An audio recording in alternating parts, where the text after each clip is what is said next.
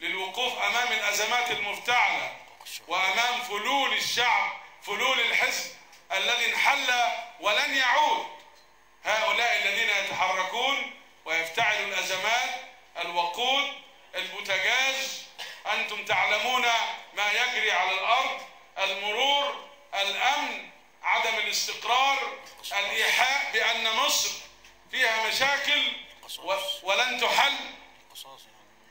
فهذا الأمر كله كما ترون استدعى أن نخطو خطوة أخرى في اتجاه السلطة التنفيذية أيضا، وهي الترشح للرئاسة. بانوا على أصلكم، بانوا على أصلكم، بانوا يبطل سهيان.